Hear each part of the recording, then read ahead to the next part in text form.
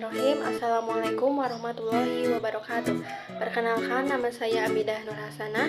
Saya dari PGSD semester 5 STKIP Muhammadiyah Kuningan. Di sini saya akan menjelaskan mengenai taksonomi Bloom.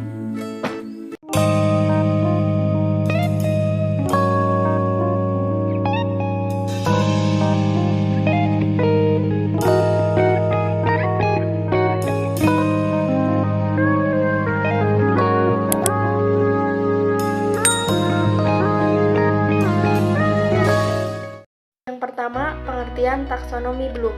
Taksonomi berasal dari bahasa Yunani, yaitu tasein dan nomos. Tasein artinya mengklasifikasi dan nomos artinya aturan. Jadi, secara etimologi, taksonomi adalah klasifikasi atas suatu prinsip dasar maupun aturan. Sementara itu, Bloom diambil dari seorang peneliti, yaitu Benjamin Samuel Bloom.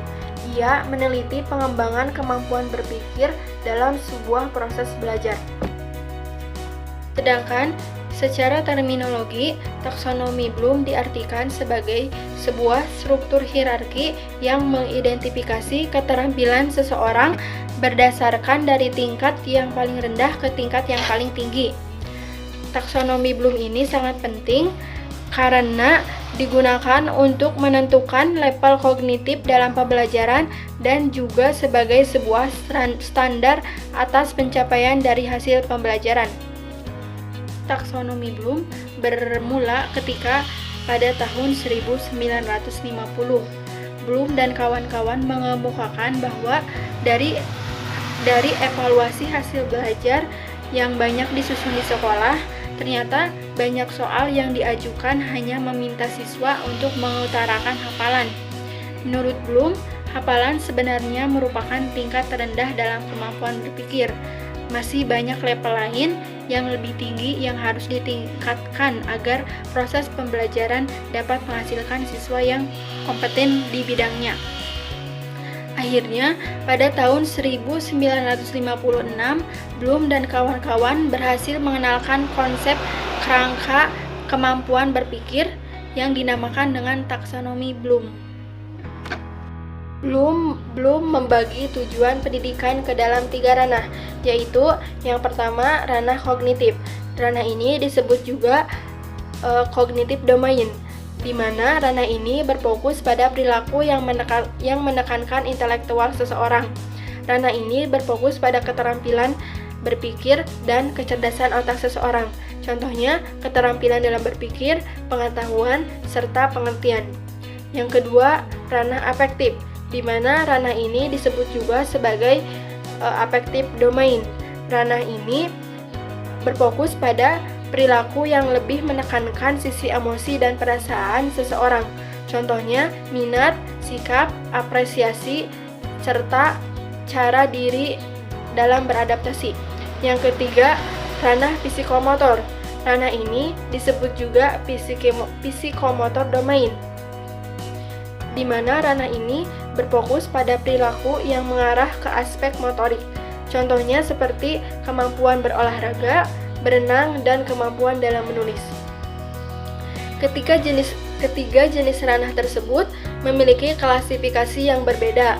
Ketiga ranah tersebut harus berjalan secara seimbang agar proses pembelajaran bisa menghasilkan hasil yang efektif. Yaitu klasifikasi dari ranah kognitif. Kognitif memiliki 6 tingkatan, yaitu yang pertama ada mengingat. Mengingat merupakan kemampuan menyebutkan kembali informasi pengetahuan yang tersimpan dalam ingatan. Yang kedua ada memahami. Memahami merupakan kemampuan memahami instruksi dan menegaskan pengertian yang telah dijelaskan, baik dalam bentuk lisan, tulis, maupun grafik. Yang ketiga ada menerapkan. Merupakan kemampuan melakukan sesuatu dan mengaplikasikan konsep dalam situasi tertentu. Yang keempat ada menganalisis. Menganalisis merupakan kemampuan memisahkan konsep ke dalam beberapa komponen dan menghubungkan satu sama lain untuk memperoleh pemahaman atas konsep tetap secara utuh. Yang kelima ada mengevaluasi. Mengevaluasi merupakan kemampuan menetapkan derajat sesuatu berdasarkan nilai, norma, dan kriteria tertentu. Yang keenam adalah level tertinggi, yaitu mencipta. Mencipta merupakan kemampuan memadukan unsur-unsur menjadi sesuatu bentuk baru yang utuh atau membuat sesuatu yang original. Selanjutnya itu klasifikasi dari ranah afektif. Afektif terdiri dari 5 tingkatan, yaitu yang pertama ada penerimaan. Penerimaan merupakan kemampuan menunjukkan atensi dan penghargaan terhadap orang lain. Yang kedua yaitu ada tanggapan.